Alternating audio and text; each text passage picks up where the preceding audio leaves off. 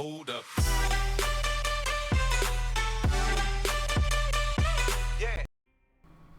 Yo, what is going on, guys? It is FoxyDude98 here, and welcome back to a brand new video for you guys today here on my channel. Today we are back with round 12 of my F1 2016 career mode, season 3 with Red Bull Racing, and we are here for the German Grand Prix. And we start things off with an R&D event, basically. I'm actually doing well in the vehicle performance comparison. Of course, we are top of the charts. Mercedes have made an upgrade for this German Grand Prix, but it's only a fuel efficiency upgrade, so it's nothing absolutely massive and major that we need to worry about. But if you do enjoy today's video, feel free to drop a like on the video. That'd be absolutely awesome, and subscribe to my channel if you have not yet subscribed. And as you can see, there is confirmation there of Mercedes' fuel injection or fuel efficiency upgrade.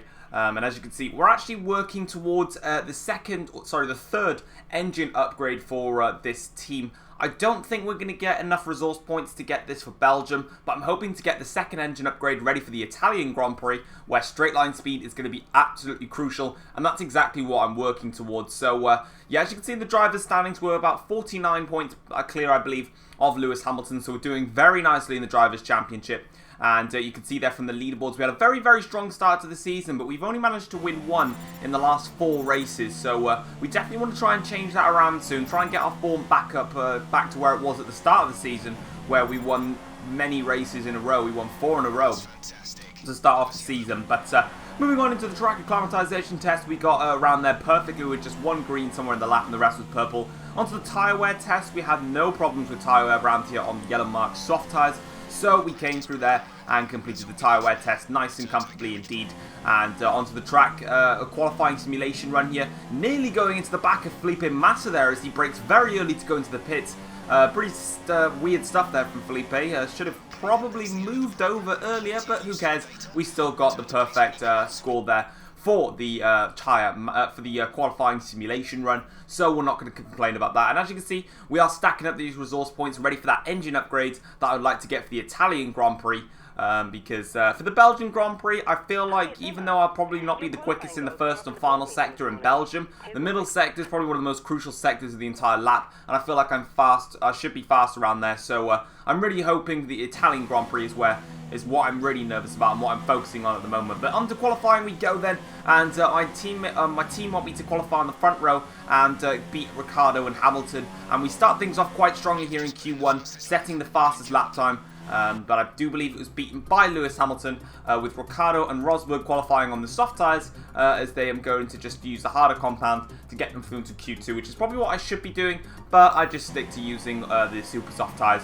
Moving on into Q2, Kimi Raikkonen sets the fastest lap of this qualifying session, but that's soon going to be beaten here. Round the final corner, getting a little bit held up by Carlos Sainz, but not too much. Honestly, he wasn't blocking me as much as Felipe Massa did in practice, so I just wasn't worried about that. And as you can see, we come through to set the fastest lap time of Q2, which at the end of it gets us second fastest again, but this time Daniel Ricciardo is quicker out of the Red Bull pairing, so really interesting stuff there, trying to stay in front of everybody else. Moving on then into Q3, the final part of qualifying here. Nico Rosberg has currently gone provisional pole at the moment, but as we come around the final corner here, we're going to stop that from happening, and we come through there and set the fastest lap to take provisional pole for the German Grand Prix. And at the end of it, it's actually enough to take actual pole position. Daniel Ricciardo didn't manage to beat my time. It was Red Bull, from Mercedes, from Williams, from Ferrari. So a very strong showing indeed, with Kevin Magnussen in the Renault qualifying in the top 10, and Jenson Button in the McLaren also getting in the top 10. So a very good showing indeed, but a very good showing as well for us. Red Bull constantly getting those front row starts, and we're looking really good in this championship so far, and I'm really enjoying driving the Red Bull car. Of course, I will be considering what I do for Season 4 very, very soon, so I will be checking that out as well soon as well. As in terms of the driver rivalry, we beat Lewis Hamilton. We lost the first time against Hamilton. He beat us the first time, but it took us 2 attempts, and we are beating Lewis Hamilton in the driver rivalry. And that's it for qualifying and practice. Let's get into the race for the German Grand Prix. Good afternoon and welcome to a place that is very special to us all in the Formula One community. It's the Hockenheim Ring, home of the German Grand Prix.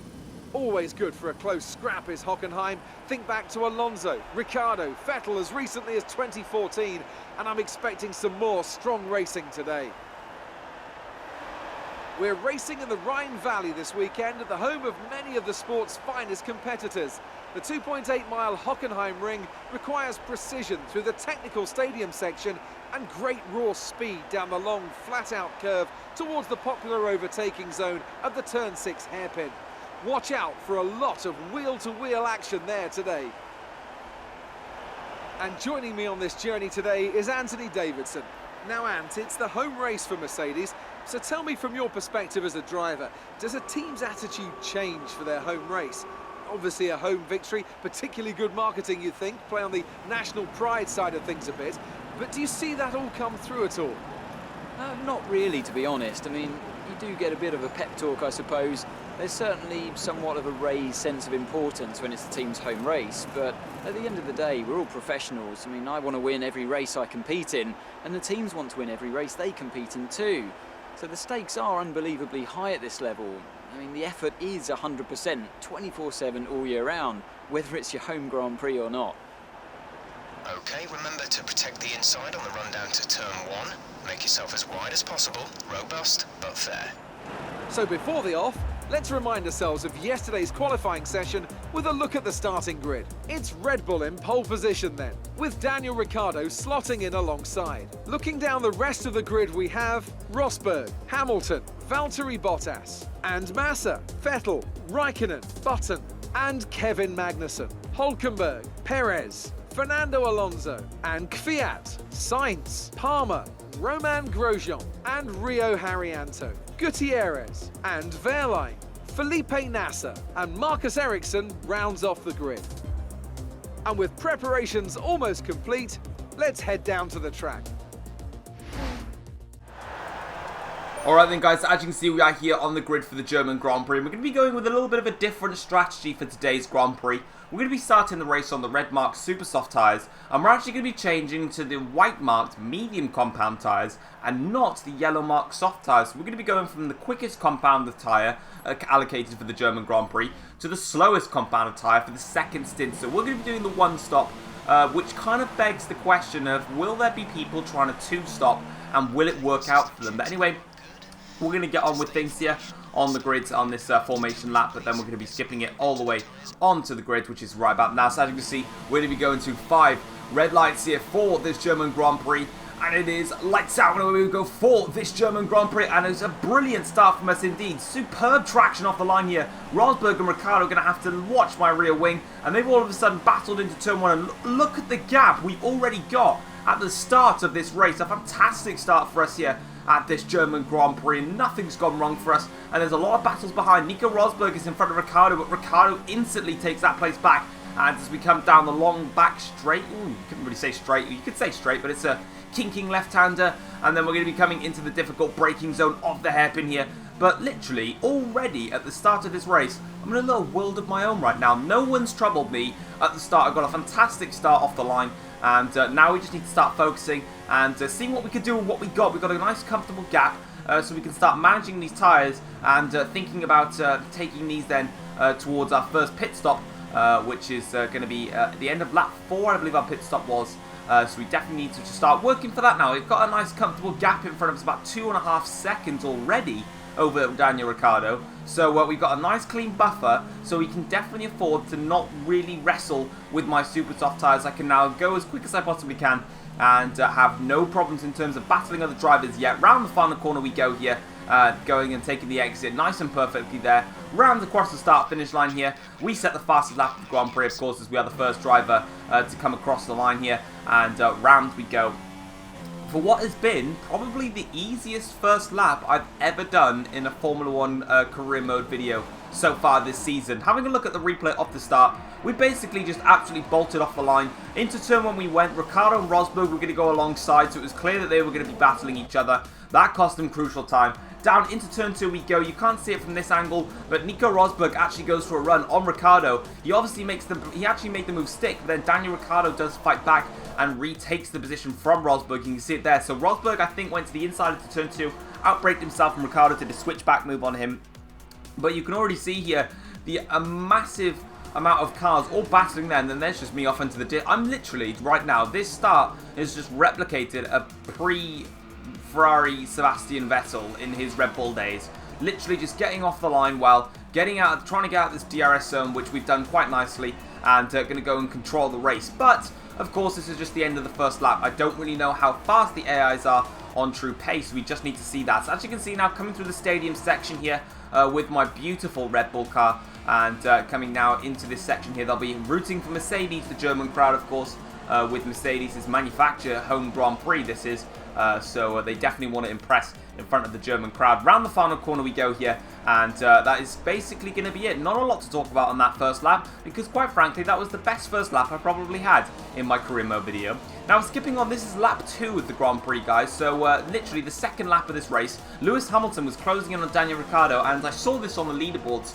So I decided to put this in here to show a little bit of opening battle. So Hamilton goes down the inside here of Daniel Ricciardo. Will he make this move stick? He just about gets it done here, and Hamilton will accelerate away. But you can see the traction that Daniel's got off that corner. Fantastic drive for Daniel, but Lewis Hamilton with that straight line speed in the Mercedes engine, proving once again that we definitely need to get some more upgrades. This is now lap 3 of the Grand Prix, so what I'll do is I'll put a lap simulator at the top left, so where it says replay, you'll actually see now what lap we're on. So as you can see here, Daniel Ricciardo actually goes for a run on Lewis Hamilton with the DRS down the inside here. Can Lewis Hamilton get the job done and stay in front of Ricciardo? No. Ricciardo gets that place back, and we are back to the traditional Red Bull 1-2 with Lewis Hamilton having to sit back a little longer here against Daniel Ricciardo.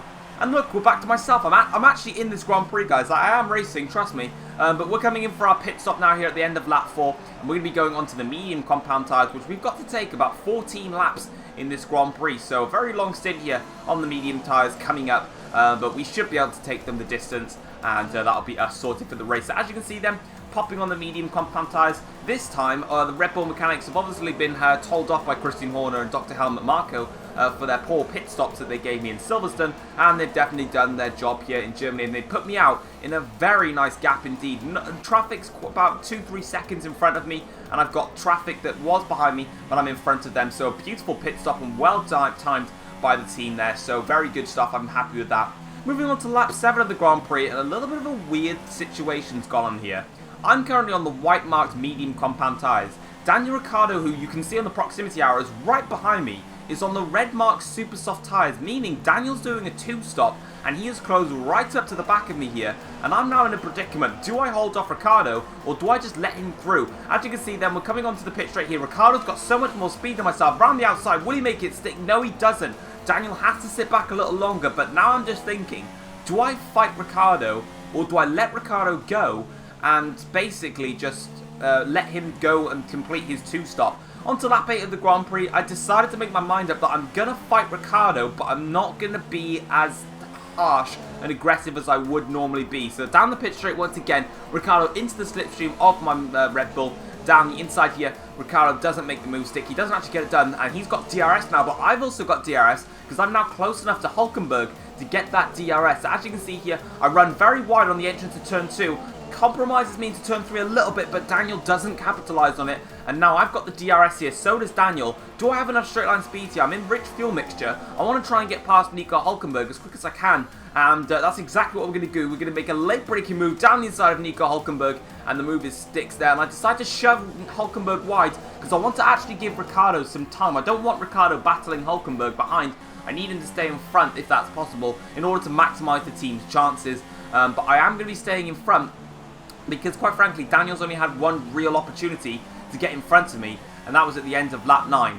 Moving on to lap 17 of the Grand Prix, the final lap of the race. Nico Rosberg has been closing me down for quite some laps, but there was just too much of a gap that I had built over Nico Rosberg. You can see that Daniel Ricciardo is currently third on the soft tyres that he came in for. He went super soft, soft, whereas myself and Nico went super soft mediums. It was clear to see that the 1-stop worked, but finally, it's been a couple of races, but we are back on the top step of the podium. We're going to take the win here in Germany for the victory here, and what a great result for myself. Of course, the last few races have been pretty difficult. Like I said, we've only won once in the previous 4 races, so we definitely wanted to get this victory in our belt, under our belts, in order to just really get us going here.